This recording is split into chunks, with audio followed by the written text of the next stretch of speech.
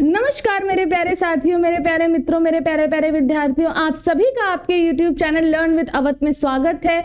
मैं सोनाली शर्मा आपको general awareness तो पढ़ा ही रही थी, साथ ही साथ आपकी कंप्यूटर की क्लास भी ले रही हूँ। और ये आपकी कंप्यूटर की सीरीज में तीसरा लेक्चर है। पहले 2 लेक्चर आपके यूट्यूब पे डल चुके हैं, आप जाइए हमारी प्लेलिस्ट में उन लेक्चर्स को देखिए। जो बच्चे हमें शुरुआत से फॉलो कर रहे हैं उन्होंने लेक्चर्स देख लिए होंगे, तो वो जल्दी जल्दी उन बच्चों के साथ हमारे लेक्चर्स को शेयर करें जो बच्चे इस एग्जाम की तैयारी कर रहे हैं तथा अन्य गवर्नमेंट एग्जाम की तैयारी कर रहे हैं जिसमें कंप्यूटर पूछी जाती है।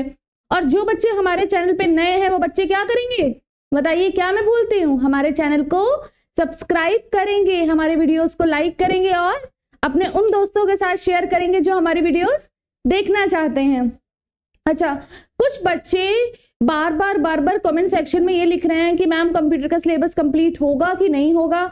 तो बच्चों मैं आपको बता देना चाहती हूँ कि हमारी जितनी भी क्लासेस हम लोगों ने यूट्यूब में डाली हुई हैं उन सभी का सिलेबस कंप्लीट होगा। कुछ बच्चे प्रैक्टिस सेट के लिए पूछते हैं, तो बच्चों सिलेबस कंप्लीट होने के बाद हम जरूर आपको प्रैक्टिस सेट कराएंगे, लेकिन तब तक के लिए आपको हमारे चैनल पे बने रहना होगा। और कुछ मेरे प्यारे प्यारे बच्चे मुझसे बोल रहे थे कि मैम कंप्यूटर की कंप्यूटर की जो PDF है उसे हिंदी में दे दीजिए। तो मैंने कल उनको मना कर दिया था कि बच्चों हिंदी में मैं कैसे लिखूं, जो चीज इंग्लिश में है उसको मैं इंग्लिश में दूंगी ना आपको। लेकिन वो समस्या का समाधान भी हमने कर दिया है। आपके लिए मेहनत करके हम ले आए हैं हिंदी में PDF, ताकि आप कोई कंप्लेन ना करो। चलिए आगे बढ़ते हैं। कल की क्लास में हमने टाइप ऑफ कंप्यूटर्स पढ़ लिए थे, टाइप्स ऑफ कंप्यूटर्स पढ़ लिए थे और साथ ही साथ हमने CPU के बारे में पढ़ लिया था। आज की क्लास में हम लोग क्या पढ़ेंगे? मेमोरी के बारे में पढ़ेंगे। हमारी इनपुट आउटपुट डिवाइसेस पूरी हो गई है, CPU के विषय में हमने पढ़ लिया है, साथ ही साथ हमने टाइप्स ऑफ कंप्यूटर्स पढ़ लिए हैं। आज की क्लास में हम मेमोरी के विषय में पढ़ेंगे। अच्छा, मेमोरी के विषय में पढ़ने से पहले ये बताइए कि मेमोरी इंपॉर्टेंट क्यों होती है कंप्यूटर में? जल्दी जल्दी कमेंट सेक्शन में बताइए कि मेमोरी इंपॉर्टेंट क्यों होती है कंप्यूटर में। तो मेमोरी इसलिए इंपॉर्टेंट होती है कि मान लीजिए हमने कंप्यूटर को कोई इनपुट दिया और एक साथ बहुत सारे इनपुट दे दिए, तो उस इनपुट को वो कहीं ना कहीं स्टोर तो करेगा ही ना, ताकि फिर उसके साथ क्या हो सके, प्रोसेसिंग हो सके। और फिर जब प्रोसेसिंग होकर के आउटपुट आएगा तो कई बार क्या होता है कि जो हमारे आउटपुट होते हैं उसको भी वो स्टोर करता है ताकि बाद के लिए दिखाया जा सके। अगर मेमोरी नहीं होगी तो कंप्यूटर स्टार्ट ही नहीं होगा। Memory is just like our brain. अगर ब्रेन नहीं होगा तो हमारा शरीर काम नहीं करेगा, वैसे ही मेमोरी नहीं होगी तो कंप्यूटर काम नहीं करेगा। कंप्यूटर मेमोरी एक डिवाइस होती है जिसका इस्तेमाल डेटा और सूचना को स्टोर करने के लिए किया जाता है। जहां डेटा को स्टोर करके रखा जाता है, बिना मेमोरी के कंप्यूटर काम नहीं करता है। जिस प्रकार मनुष्य डेटा और सूचना को स्टोर करने के लिए अपने दिमाग का इस्तेमाल करता है, उसी प्रकार कंप्यूटर किसका इस्तेमाल करेगा? कंप्यूटर मेमोरी का इस्तेमाल करेगा। विदाउट मेमोरी कंप्यूटर चलेगा ही नहीं, काम ही नहीं करेगा। तो बच्चों जल्दी जल्दी से आप इस स्लाइड का स्क्रीनशॉट ले लीजिए, नहीं तो PDFs तो आपको हमारे टेलीग्राम चैनल पे मिल ही जाएंगी। अगर नहीं तो अगर किसी को स्क्रीनशॉट लेना है तो वो स्क्रीनशॉट ले सकता है।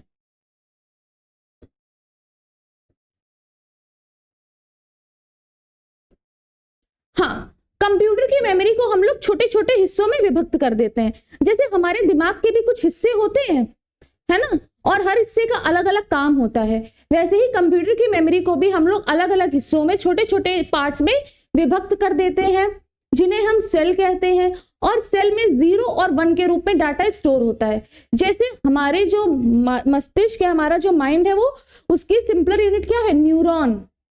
उसकी सिंपलर यूनिट क्या है?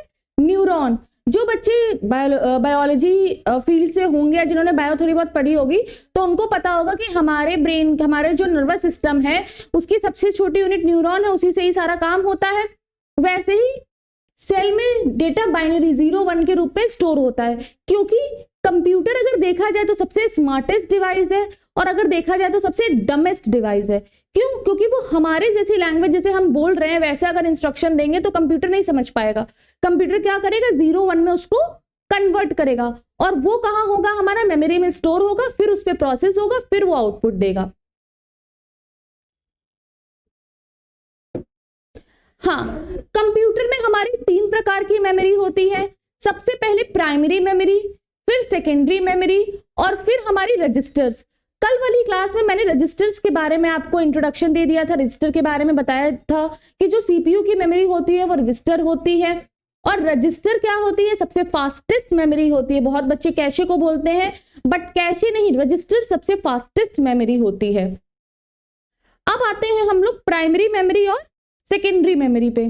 तो बच्चों, जो प्राइमरी मेमोरी होती है तो वो मुख्य मेमोरी होती है। प्राइमरी मेमोरी के बिना कंप्यूटर कोई भी काम नहीं कर पाएगा, याद रखिएगा।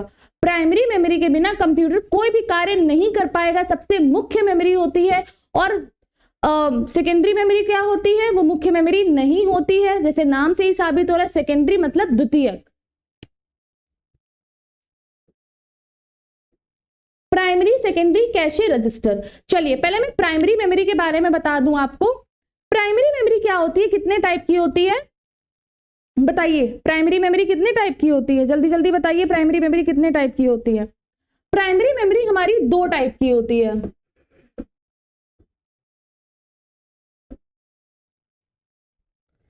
हमारी रैम, फिर आती है हमारी रोम। रैम और रोम। रैम का मतलब क्या होता है? Random access memory.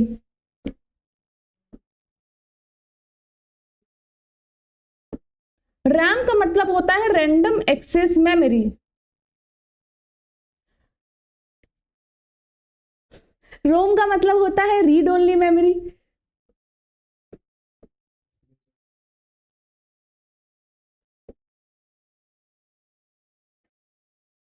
Fine. Random access memory यानी रैम के भी कितने पार्ट होते हैं? 2 पार्ट होते हैं। कौन कौन से? D RAM, S RAM.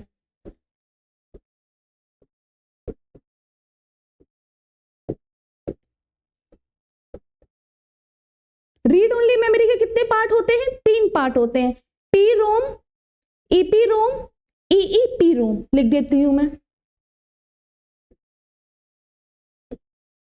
ई रोम, पी रोम,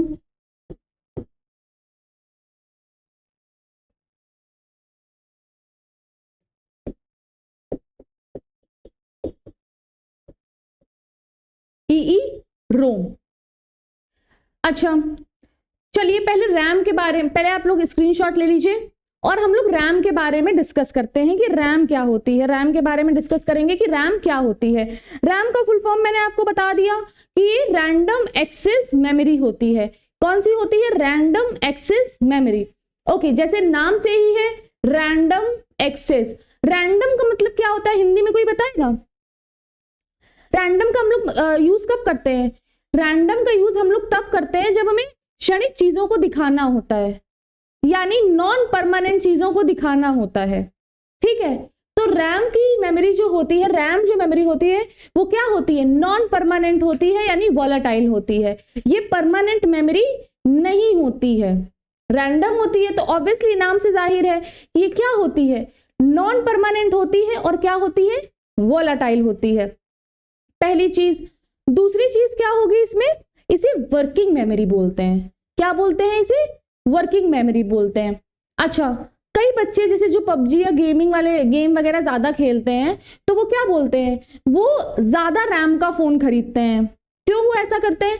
क्योंकि कई बार क्या होता है, रैम क्या है? एक वर्किंग मेमोरी है ना। यानी मान लीजिए हमारा दिमाग है, हमारे दिमाग में बहुत सारे इंस्ट्रक्शंस गए, हमारे दिमाग में एक टाइम पे बहुत सारे इंस्ट्रक्शन गए, लेकिन हमारे दिमाग की उतनी स्टोरेज नहीं है कि वो सारे इंस्ट्रक्शन को एक साथ सेव कर जाए, तो हमारा दिमाग हैंग हो जाएगा। वैसे ही रैम के साथ है। रैम के साथ क्या होता है हमारा? ये वर्किंग मेमोरी होती है। इसमें जब कई सारे इंस्ट्रक्शन एक साथ होते हैं, आते हैं या दिए जाते हैं, तो अगर इसकी मेमोरी उतनी ज्यादा नहीं होती है, इसकी स्टोरेज उतनी ज्यादा नहीं होती है, तो क्या होता है? सिस्टम हमारा हैंग करने लगता है। इस वजह से जो बच्चे गेमिंग वगैरह ज्यादा करते हैं, या जो बच्चे मतलब होते हैं बहुत सारे मतलब सॉफ्टवेयर पे वर्क करते हैं, बहुत सारी ऐसी चीजें करते हैं जिसके लिए रैम ज्यादा चाहिए, तो वो क्या करेंगे? ज्यादा रैम वाली डिवाइस खरीदेंगे ताकि उनकी जो वर्किंग मेमोरी है, एक टाइम पे बहुत सारा डेटा स्टोर किया जा सके। तो हमारी वर्किंग मेमोरी होती है और नॉन परमानेंट होती है, वोलेटाइल होती है। इसका मतलब क्या है कि मान लो एक बार आपने कोई इंस्ट्रक्शन दे दिया, वो इंस्ट्रक्शन मेमोरी में सेव हो गया, इंस्ट्रक्शन दिया, वो डेटा इंस्ट्रक्शन मेमोरी में सेव हो गया। लेकिन अगर डिवाइस आपकी बंद हो गई, डिवाइस आपकी बंद हो गई, तो वो डेटा क्या हो जाएगा, गायब हो जाएगा। क्योंकि ये कैसी मेमोरी है, ये मेमोरी हमारी परमानेंट नहीं है। ऐसा नहीं कि एक बार जो डेटा दे दिया वो हमेशा के लिए रैम में वो डेटा रहेगा। समझ में आ रहा है आप लोगों को? अब आते हैं हम लोग जरा कैशे मेमोरी पे, है ना। अच्छा, आप लोगों के पास, सबके पास एंड्रॉइड फोन है ना, एंड्रॉइड फोन है, किसी के पास एप्पल भी होगा, iOS भी होगा।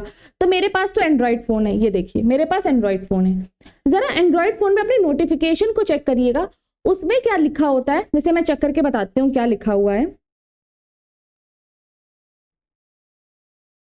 कई बार क्या होता है, लिखा होता है कि आप अपनी कैशे मेमोरी को क्या कर दीजिए, क्लीन कर दीजिए। लिखा होता है कि आप अपनी कैशे मेमोरी को क्लीन कर दीजिए। इसका मतलब क्या होता है समझिए। देखिए, कैशे को हम बोल सकते हैं ये रैम का दोस्त है। कैशे को क्या बोल सकते हैं, ये रैम का दोस्त है। मान लो कि रैम में बहुत सारे इंस्ट्रक्शन एक साथ दिए जा रहे हैं, तो कैशे क्या करेगा कि ठीक है रैम भैया, मैं आपके कुछ इंस्ट्रक्शन मैं अपने में स्टोर कर लेता हूं। और वो कौन से इंस्ट्रक्शन स्टोर करेगा, जो अभी अभी बस होने वाले हैं। जैसे मान लो 10-12 इंस्ट्रक्शन रैम को मिल गए हैं, तो कैशे कौन से इंस्ट्रक्शन सेव करेगा, जो पहले या दूसरे तीसरे इंस्ट्रक्शन होंगे, जो जस्ट अभी होने वाले होंगे। समझ रहे हो, कौन से इंस्ट्रक्शन सेव करेगा, जो जस्ट अभी होने वाले होंगे। तो कैशे क्या करता है, एक तरीके से रैम के बर्डन को कम कर देता है। बट कैशे भी एक इंस्टेंट मेमोरी है, मतलब ये बहुत सारे इंस्ट्रक्शन को सेव नहीं करेगा, ये सिर्फ उन इंस्ट्रक्शन को सेव करेगा जो जस्ट अभी अभी होने वाले हैं। मतलब लाइन में खड़े हुए हैं, कतार में खड़े हुए हैं, है ना। मतलब 10 लोगों की लाइन लगी हुई है, जिसमें से 2 लोगों को अंदर बुलाया है ना, और 1 लोग अंदर है जिसपे काम हो ही रहा है। अरे ऐसे मान लीजिए आप डॉक्टर को दिखाने जाते हो, डॉक्टर को दिखाने बहुत लोग आए होते हैं, ठीक है। तो वो बहुत सारे लोग रैम में पड़े होंगे, डॉक्टर किसी एक को देख रहा होगा जिसपे प्रोसेसिंग चल रही होगी, और कंपाउंडर आता है, बोलता है अगला 2 जिसका नंबर है वो आ जाए, वो हॉल में इकट्ठा हो जाए। तो हॉल उन 2 लोगों के लिए, जिसको कंपाउंडर बुला के जाता है कि आ जाओ भैया अगली प्रोसेसिंग तुम पे होगी, तो वो क्या है, कैशे मेमोरी में होगा। इसका जो साइज है ये भी ज्यादा नहीं होता है,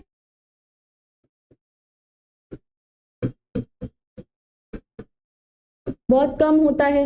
इस वजह से कैशे फास्टेस्ट होती है, बट कैशे रजिस्टर से कम फास्ट होती है। मतलब सबसे पहले रजिस्टर और कैशे, क्यों, क्योंकि रजिस्टर तो सीपीयू की ही मेमोरी है ना, जहां पे सारी प्रोसेसिंग हो रही है, वो मेमोरी तो वहीं लगी हुई है, तो वो तो फास्ट होगी ही होगी ना। चलिए अब हम लोग डी रैम और एस रैम पे आते हैं। ये स्क्रीनशॉट ले लीजिए जल्दी से।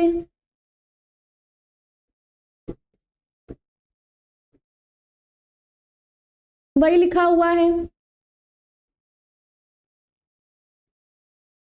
हाँ। सबसे पहले स्टैटिक रैंडम एक्सेस मेमोरी, दूसरा dynamic random access memory. Static random access memory और दूसरी क्या है, डायनेमिक रैंडम एक्सेस मेमोरी। ये क्या होती है, डायनेमिक रैंडम ऑफ चिप होती है, ऑफ चिप होती है। ये चिप की कहीं अलग जगह पे लगी होती है, ये ऑन चिप होती है, चिप पर ही लगी होती है, ठीक है। ये क्या करती है, ये इसको बार बार रिफ्रेश करना पड़ता है। इसको क्या करना पड़ता है, डायनेमिक नाम से ही साबित हो रहा है। डायनेमिक, डायनेमिक की हिंदी बताइए, मतलब नाम से ही क्या साबित हो रहा है कि इसको बार बार रिफ्रेश करने की जरूरत करनी होगी, इसको बार बार रिफ्रेश करना पड़ेगा। लेकिन स्टैटिक के साथ ऐसा नहीं होगा, स्टैटिक के साथ ऐसा नहीं होगा, इसको बार बार रिफ्रेश करने की जरूरत नहीं होगी, ये एक्सपेंसिव भी होगी। अब आप ये समझिए ना कि एक कोई बंदा है जिसको बार बार काम बताने की जरूरत पड़ रही है ना, और एक कोई बंदा है जिसको आपने एक बार काम बता दिया और वो अच्छे से काम कर रहा है, तो कौन एक्सपेंसिव होगा, ये वाला ना, क्योंकि इसकी बुद्धि ज्यादा है। इसकी कम है, इसलिए बार बार बताना पड़ रहा है। अच्छा एक बात बताइए, अगर हम एप्पल और एंड्रॉइड की बात करें तो जो लोग एप्पल का फोन चलाते हैं वो देखिएगा उनके फोन में जो प्रोसेसिंग है वो बहुत फास्ट होती है, समझ रहे हैं? मतलब हम लोग जो 12-12 GB रैम से काम लेते हैं वो लोग 4 या उनकी प्रोसेसिंग जो होती है वो एप्पल की 4 GB की प्रोसेसिंग से भी कम होती है, रैम की प्रोसेसिंग से। क्यों? क्योंकि एप्पल एस रैम में बिलीव करता है। ये भले एक्सपेंसिव है, भले ही ऑन चिप है, बट ये इस पे बिलीव करता है, इसी पर ही काम करता है, यही मेमोरी रखता है। चलिए अब आते हैं रोम पे।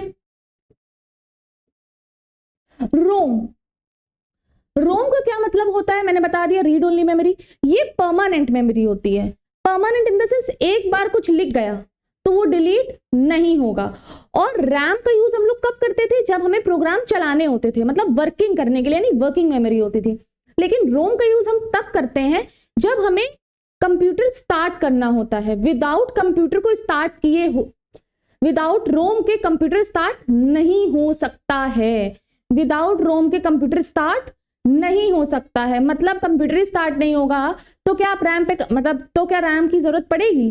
तो क्या आप प्रोग्राम कर पाओगे? नहीं कर पाओगे। तो सबसे ज्यादा इंपॉर्टेंट कौन सी है? रोम है, क्योंकि कंप्यूटर स्टार्ट करने के लिए ही हमको रोम की जरूरत पड़ती है। रीड ओनली मेमोरी सिर्फ आप रीड कर सकते हो, आप कुछ उस पर राइट नहीं कर सकते हो। एक बार जो लिख गया, इसलिए इसका नाम है रीड ओनली, सिर्फ पढ़ो ओनली मेमोरी। 3 प्रकार का पी रोम, ईपी रोम और तीसरा ईईपी रोम। पी रोम मतलब क्या होता है? Programmable read only memory. आपने जैसे लैपटॉप लिए होंगे, जिन बच्चों के पास लैपटॉप होगा, अगर वो लेनोवो का है तो वो लेनोवो ही लिख कर आएगा ना, डेल तो लिख कर नहीं आएगा। और कितने साल भी बाद खोलो तो वो लेनोवो ही लिख कर आएगा। फाइन। तो वो जो लिखा हुआ है, जो परमानेंट है, वो सबसे पहले पी रोम चलते थे, कभी नहीं मिट सकता। लेकिन फिर ऐसा हुआ कि एक बात बताइए, एक ऐसी चीज जो लिख गई वो कभी ना मिटे, तो कभी ना कभी तो जरूरत होगी ना कि उसको बदला जाए। तो फिर क्या आया? EPROM, erasable programmable read only memory. एक बार इसको इरेज किया जा सकता है, लेकिन किसके द्वारा इरेज किया जाएगा? यूवी रेस के थ्रू इरेज किया जाएगा। किसके थ्रू इरेज किया जाएगा? यूवी रेस के थ्रू इरेज किया जाएगा। और इस प्रोसेस को 8 से 10 घंटे लगेंगे। 8 से 10 घंटे लगेंगे। अब इतना टाइम कौन भैया वेस्ट करेगा 8 से 10 घंटा किसी चीज को इरेज करने के लिए? तो हम कौन सी फिर इस पे रिसर्च हुई। फिर दूसरी क्या बनी? ईईपी रोम। ये क्या होती है? इलेक्ट्रॉनिकली नहीं होता है, इलेक्ट्रिकली होता है। समझिएगा बात को, electrically erasable programmable read only memory.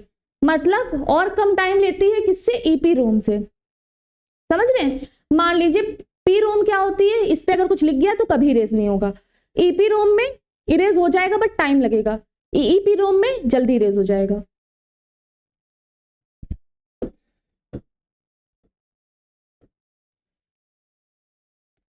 Data को तेज गति के साथ एक्सेस कर लिया जाता है। जैसे मैंने रैम के बारे में आपको बताया, रैम ज्यादा होगी, बहुत सारे इंस्ट्रक्शन एक साथ उसमें चले जाएंगे एक ही टाइम पे, तो उसको ज्यादा अच्छे से एक्सेस करा जाएगा, उस पर ज्यादा अच्छे से प्रोसेसिंग होगी और आउटपुट जल्दी मिलेगा।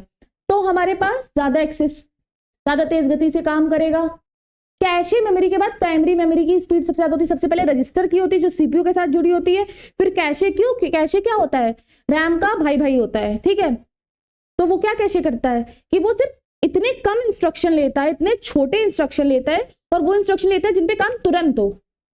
समझ रहे हो? तो ये फास्टेस्ट ही तो होगी ना। उसके बाद प्राइमरी मेमोरी आती है, ऑन और रन। ऑन करने के लिए रीड ओनली मेमोरी, रन करने के लिए रैम। सेमीकंडक्टर से बनी होती है। प्राइमरी मेमोरी मदरबोर्ड में स्थित होती। मैंने आपको मदरबोर्ड का क्वेश्चन पूछा था, है ना, कि मदरबोर्ड में क्या क्या चीजें होती हैं, वो क्वेश्चन पूछा था, किसी ने आंसर नहीं किया है कमेंट सेक्शन में।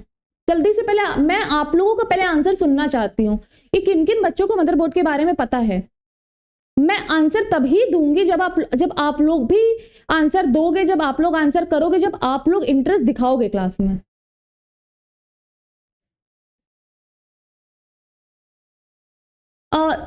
स्टोरेज कैपेसिटी ज्यादा नहीं होती, रैम की स्टोरेज कैपेसिटी इतनी नहीं होती है, क्योंकि उसको क्या स्टोर करना होता है? वो सारे डेटा स्टोर करने होते हैं जिसपे बस प्रोसेसिंग होने वाली है, सीपीयू के साथ कम्युनिकेशन करती है। अब आते हैं हम लोग सेकेंडरी मेमोरी में।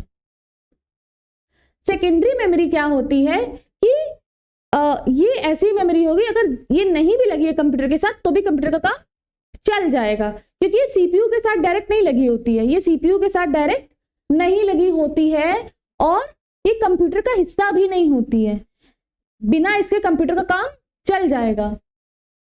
नॉन वोलेटाइल है, कभी भी इसमें लिखा जा सकता है, मिटाया जा सकता है, परमानेंट नहीं होती है। कंप्यूटर बंद भी हो जाए, सॉरी, नॉन वोलेटाइल मतलब ये होता है आपका कि एक बार इस पे कुछ लिख दिया जाए तो वो मिटाया नहीं जाएगा, है ना, वोलेटिलिटी नहीं होती है इसमें। मतलब एक बार आपने जो आपकी सीडी होती है, कैसेट होती है, उसमें कोई चीज लिख गई, वो लिखी रहेगी।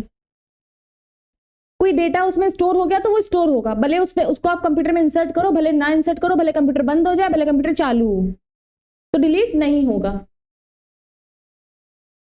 प्राइमरी मेमोरी की तुलना में सेकेंडरी मेमोरी की स्टोरेज अधिक होती है। ऑब्वियसली आजकल तो हार्ड डिस्क 1 TB की आ रही है, समझ रहे हो आप लोग कितनी ज्यादा है। वीडियो, इमेजेस, ऑडियो, फाइल्स, ये सब स्टोर करने में हमारी पेन ड्राइव्स वगैरह को देख लो आप, है ना, सीडी को देख लो, डीवीडी को देख लो, मैग्नेटिक चिप्स को देख लो, फ्लॉपी डिस्क को देख लो, ये सब क्या है, यही चीजें तो स्टोर करती है। सीपीयू सीधे सेकेंडरी मेमोरी को एक्सेस नहीं कर पाता, सेकेंडरी मेमोरी के डाटा को प्राइमरी मेमोरी में ट्रांसफर करना होता है। हाँ जी, आप कभी भी जैसे पेन ड्राइव लगाते हो तो उसके डेटा को एक्सेस करने के लिए क्या करना होता है, पहले उसको प्राइमरी मेमोरी में एक्सेस करवाना पड़ता है, कंप्यूटर में देना पड़ता है, फिर सीपीयू उसको एक्सेस करेगा। एक्सटर्नल मेमोरी होती है और एक कंप्यूटर से दूसरे कंप्यूटर में ट्रांसफर कर सकते हैं, जैसे hard disk, pen drive, DVD, CD, magnetic tape. अधिक मात्रा में डेटा को स्टोर कर सकती है। अब आप ये समझिए, आपकी हार्ड डिस्क 1 TB तक की होती है, तो कितना ज्यादा डेटा स्टोर हो सकता है उसमें। बिजली चले जाने पे डिलीट नहीं होती, मैंने आपको बताया नॉन वोलेटाइल है, कंप्यूटर में बिजली आ रही हो, नहीं आ रही हो, कंप्यूटर शटडाउन भी हो जाए, फिर भी वो उस पर जो है वो रहेगा। अच्छा, बहुत ज्यादा डेटा स्टोर करती है तो इसकी स्पीड क्या हो जाती है, धीमे। ये समझिएगा, जो बहुत कम डेटा स्टोर करे उसकी स्पीड ज्यादा होगी। क्यों? क्योंकि डेटा कम है तो प्रोसेसिंग बहुत जल्दी हो जाएगी। जैसे कैशे, कैशे में डेटा कम होता है, इस वजह से प्रोसेसिंग बहुत जल्दी हो जाती है। लेकिन जिसमें बहुत सारा डेटा होता है तो उसमें प्रोसेसिंग होने में भी टाइम लगता है। अब आप अपने दिमाग का एग्जांपल लीजिए, आपके दिमाग में सिर्फ एक चीज है ना, एक इंस्ट्रक्शन दिया गया कि आपको पढ़ना है, तो वो काम बहुत इजीली हो जाएगा, आप कंसंट्रेशन बना के बैठोगे, आप पढ़ लोगे।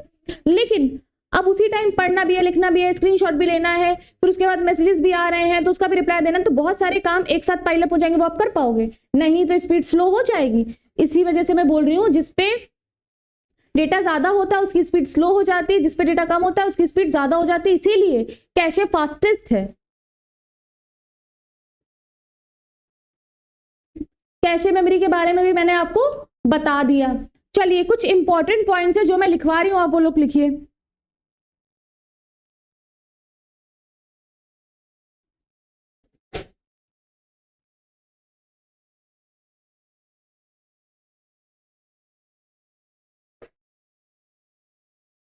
सबसे पहले जो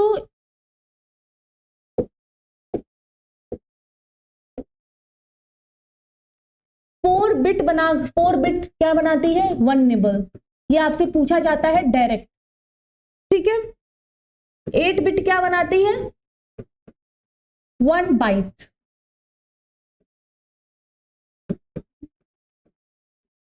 ये क्या बनाती है,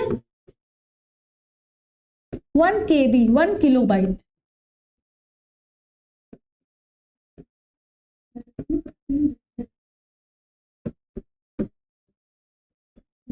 वन KB क्या बनाती है, इतने KB क्या बनाती है हमारी, 1 MB, 1 मेगाबाइट।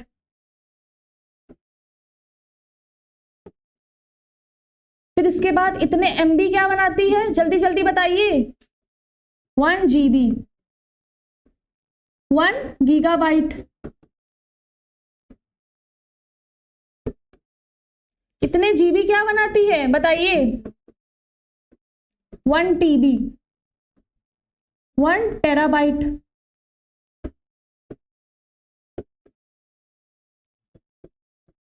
इतने TB क्या बनाती है, 1 पीबी पेटाबाइट,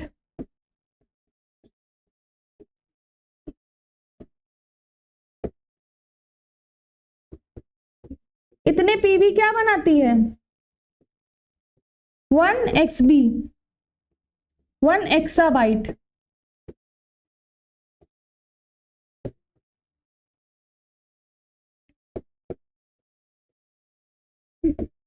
इतने XB क्या बनाती है? बताइए जल्दी बताइए। 1 GB, 1 जेटाबाइट क्या बनाती है? 1 जेटाबाइट क्या बनाती है? बताइए। 1 जेटाबाइट। 1 GB क्या बनाएगी? 1 YT, 1 योटाबाइट। ये रटने वाले फैक्ट हैं।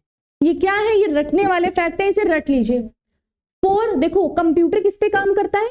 बिट्स पे काम करता है। 0 1 जो हमारे बाइनरी नंबर्स है, ये बिट्स में काम करता है हमारा कंप्यूटर। जैसे हम लोग जो ये बोल रहे हैं ना, इसको क्या करेगा? वो पहले अपनी लैंग्वेज में कन्वर्ट करेगा। तो इन बिट्स की बारे में बताया गया है।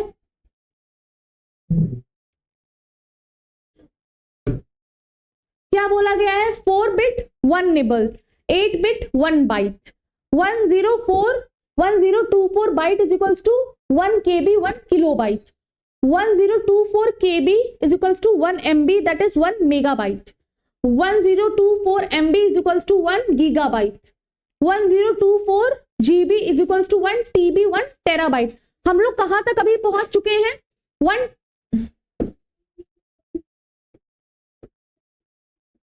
हम लोग 1 TB तक पहुंच चुके हैं, ठीक है। और यहां तक पहुंचने के लिए हमें 40 साल लग गए। चलिए फिर 1024 टेराबाइट क्या बनाएगा आपका? 1 PB 1 पेटाबाइट। 1024 PB क्या बनाएगा? 1 XB 1 एक्साबाइट। 1024 XB क्या बनाएगा? 1 जेटाबाइट। 1024 GB क्या बनाएगा आपका? 1 योटाबाइट। ठीक है, स्क्रीनशॉट ले लीजिए इसका, ये पूछा जाता है, इससे डायरेक्ट क्वेश्चन आते हैं कि 1024 GB क्या बनाएगा। आपको ऑप्शन दे दिया जाएगा कि जेटा, एक्सा, पेटा, टेरा और योटा, ये आपको चुनना होगा। बिल्कुल डायरेक्ट क्वेश्चन बनते हैं। जल्दी से स्क्रीनशॉट ले लीजिए, मैं हट जाती हूं।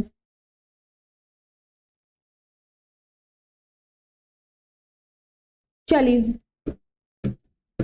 नेक्स्ट पे आते हैं। एक और चीज रटने वाली है, जल्दी से उसको मैं आपको नोट करवा देती हूं।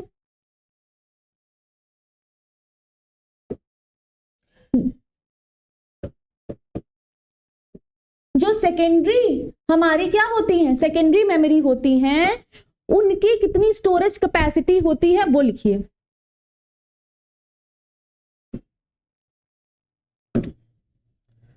फ्लॉपी डिस्क की 1.2 MB, हार्ड डिस्क की अप टू 1 TB। मैंने क्या बोला? 1 टेराबाइट तक आ गई भाई, 1 TB। CD रोम 640 MB से 680 MB। DVD रोम, अच्छा इसमें रोम रोम क्यों लिखा हुआ है? एक बार CD और DVD में कुछ लिख गया तो वो मिटेगा नहीं। एक बार CD और DVD में कुछ लिख गया तो वो मिटेगा नहीं।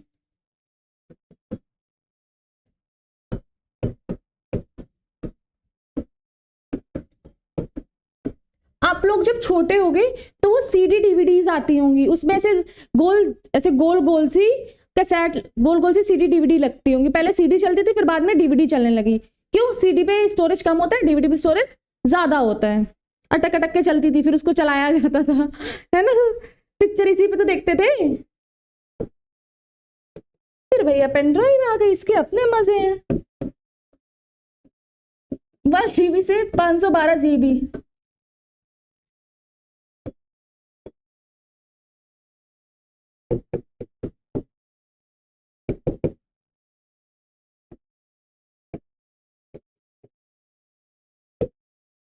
ठीक है, नोट कर लीजिए। फ्लॉपी डिस्क की मेमोरी सबसे कम, हार्ड डिस्क की, फिर CD रोम, DVD रोम, पेन ड्राइव, मैग्नेटिक टेप। लिख लीजिए, स्क्रीनशॉट ले लीजिए। चलिए नेक्स्ट पे एक और इंपॉर्टेंट चीज, एक पिरामिड सा आपको बनवा देती हूं मैं। कौन फास्टेस्ट मेमोरी है, कौन स्लोएस्ट मेमोरी है? सबसे फास्टेस्ट है हमारा रजिस्टर, सीपीयू के पास होती है तो सबसे फास्टेस्ट है। फिर हमारा आता है कैशे, बट ऑब्वियस क्यों? क्योंकि इस पे वो वाले इंस्ट्रक्शंस होते हैं जो जस्ट अभी एग्जीक्यूट होने वाले होते हैं और बहुत कम इंस्ट्रक्शंस होते हैं, इसलिए इस पे काम बहुत जल्दी जल्दी होता है। मैंने आपको डॉक्टर वाला एग्जांपल दिया था अभी। मेन मेमोरी, मेन मेमोरी में क्या आएगा? RAM ROM. रोम के बिना तो कंप्यूटर स्टार्ट ही नहीं होगा, होएगा? नहीं होगा।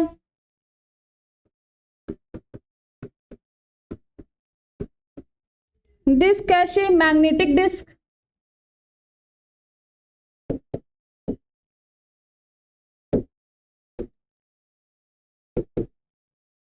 ऑप्टिकल डिस्क और magnetic tape. Magnetic optical disk क्या होती है? CD DVD.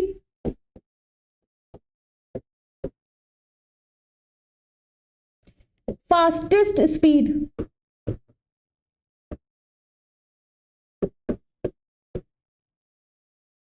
Fastest speed. अब ये देखिए मैंने आपको क्या बताया था, स्पीड फास्ट है तो स्टोरेज ऐसे बढ़ेगी, मतलब रजिस्टर में सबसे कम स्टोरेज होगी, कैशे में सबसे कम स्टोरेज होगी, फिर मेन मेमोरी में उससे ज्यादा होगी, फिर डिस्क में ज्यादा होगी, फिर मैग्नेटिक डिस्क में, फिर ऑप्टिकल डिस्क में और सीडी डीवीडी डिस्क में। ठीक है, और सबसे ज्यादा स्पीड रजिस्टर की होगी और सबसे कम किसकी होगी? हमारी मैग्नेटिक टेप या ऑप्टिकल डिस्क की होगी। तो स्पीड के मामले में रजिस्टर सबसे ज्यादा है और हमारा स्टोरेज के मामले में कौन सबसे ज्यादा है? हमारे सेकेंडरी। ये देख रहे हो, ये सेकेंडरी मेमोरी है ना, तो स्टोरेज के मामले में सेकेंडरी वाला सबसे ज्यादा है और स्पीड के मामले में रजिस्टर कैशर प्राइमरी सबसे ज्यादा है, याद रखिएगा। और मैं ऐसा क्यों बोल रही हूँ? स्पीड के मामले में आपकी रजिस्टर कैशे और मेन मेमोरी ज्यादा है और स्टोरेज के मामले में आपकी सेकेंडरी ज्यादा है। क्यों? क्योंकि जब आपके दिमाग को, फिर से सुनिएगा, जब आपके दिमाग को बहुत सारे इंस्ट्रक्शन एक साथ दे दिए जाते हैं, मतलब स्टोरेज फुल कर दी जाती है आपके दिमाग की, तो प्रोसेसिंग स्लो हो जाती है।